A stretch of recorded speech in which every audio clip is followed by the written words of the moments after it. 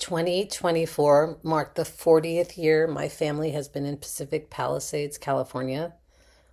I don't think I ever thought this devastation, this tragedy could ever envelop my hometown.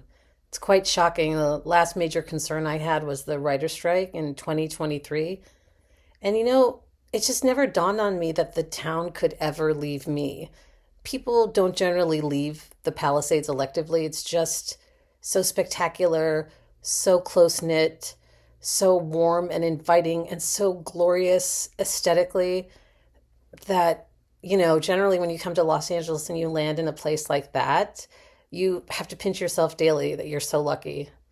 Our luck sadly ran out as a community on January 7th, 2025, when our town was enveloped by flames and decimated.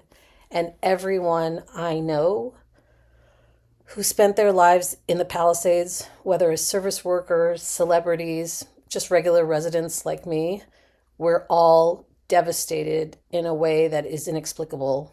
And that's the whole point of this video, to share the personal stories within this flames and within the devastation. Please stay tuned for more. Why is this not a professional set? And what are we trying to accomplish with this podcast? So this space where we're shooting in is a space that initially belonged to my late mother, who she was from India, and her Scottish, she was half Indian and half Anglo, and her Scottish family had set up shop in Long Beach in 1929. So she was regaled with stories about California since she was little. So as long as she can remember, she wanted to live in California. So my dad was a physician in Las Vegas. She had properties in Orange County, but then this was her first property in the Palisades that we just kept in our family, that has been like this healing space for us. I lived here when I was in college. My mom used it as her studio. She was a designer. My dad retired to this space because it was easier for him to be out of the house. And then he stayed in this space when he fell down. And the space did not burn down, but it is not considered livable. It is being remediated. So this wall has been built for reasons that I'm not 100% sure, but it's part of the remediation process. And I don't think conceivably he'll be able to return here maybe till the end of the year, if that. At least. Yeah. Your name is? Olivia Block. Olivia Block. And you are from the Palisades? Yes. How long have you lived in the Palisades? My entire life. Parents have lived here coming up on 30 plus years. Sister's been here for 25 years and me 22. Wow. So you went to where for your schooling? My entire schooling life, I was in in Malibu. I went to Webster Elementary, Malibu Middle School, and Malibu High School. Amazing, because you are on the sort of border, your parents' house to Malibu and Palisades. Exactly. We're like the last street that the zip code is the Palisades. The one directly behind us is Malibu. Wow. So you are the last street in Sunset Mesa. Correct.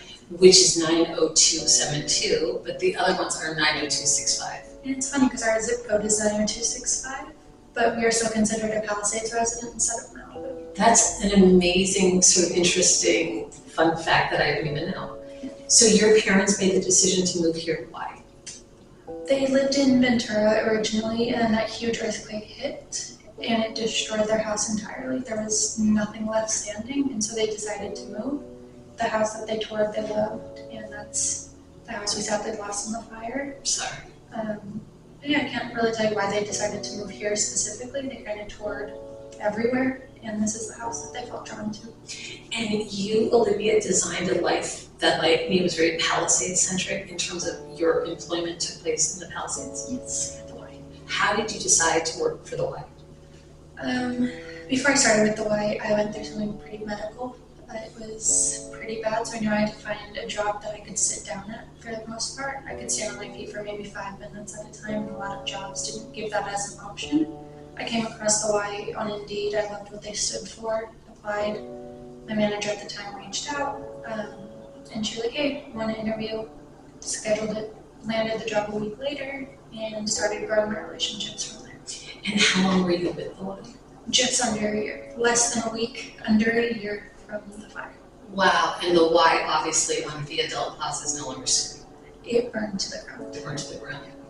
And where were you the day of the fires? I was actually at work. I had no idea anything was burning. I woke up at 4:45 that morning, stopped to get coffee on my way, landed at the Y.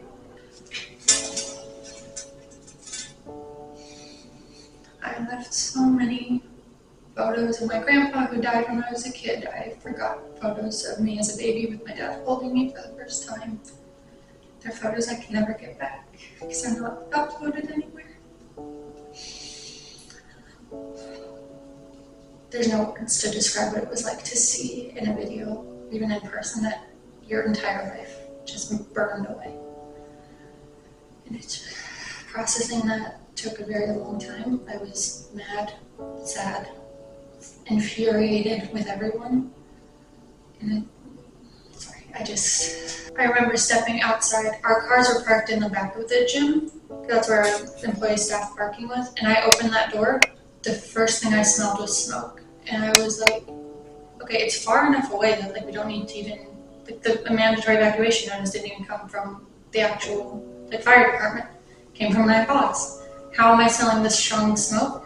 I looked to my right and it was blowing, like from how strong the winds were at the time, all of the smoke blew towards the Y to the point that the side of the building was covered in ash already. Oh my God. Which I didn't realize until I was already driving away. And since the fire was moving so fast, Do you think 108, 110 days, whatever we're at, we should be out of the Palisades a bit? Like, what's your feeling about your reference points now? I think anyone that hasn't gone through this shouldn't really get a say of how we process our trauma. That's brilliant. How are you dealing with it now on top of the PTSD, on top of the trauma? My health, surprisingly, was a lot worse originally from stress. It's caused so much stress on my heart, obviously, to the point that it hurts. My heart physically hurts. Wow. I felt like my legs have gotten a lot weaker over time just because I haven't been going to work every day. I haven't been running up a bunch of steps like there were at the Y. And so my health has definitely been declining a little bit. But starting, I think, almost a week ago, I started walking a mile a day. I want to alleviate some of that because I want to make sure that we're in constant contact. We have been. I think we've been doing pretty well about that. But also something that I wanted to sort of commemorate, and you will understand this. That is for you. And then perhaps you'll understand the significance when you open it.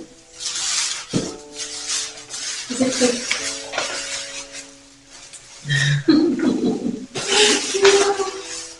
So, oh my goodness.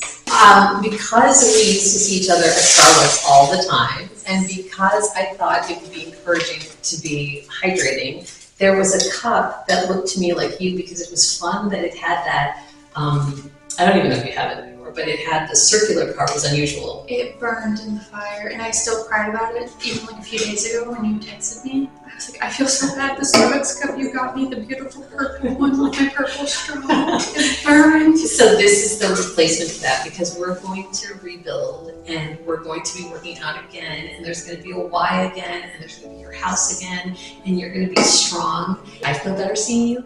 I hope you feel better for that too because I love you tremendously. I've been wanting to get back to my normal life, but I don't know what normal means to me anymore. And just seeing you, I immediately felt so much relief.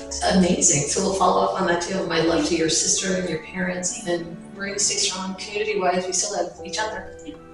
Yeah. Awesome. Thank you for coming, Olivia. Of course, thank you for having me. My pleasure. So this is one of two Starbucks in the Palisades. The one in the 100-year-old building at Swarthmore and Sunset burned down, sadly. This one is still standing but not open for a while. I have memories in both of them, particularly this one of late because it's less than a mile from my dad, so I could bring him his chocolate cake box, I could get my coffee, talk to the manager Ashton, see Christine who worked at both locations. It's a very special and significant spot to me, and I can't wait till they open again.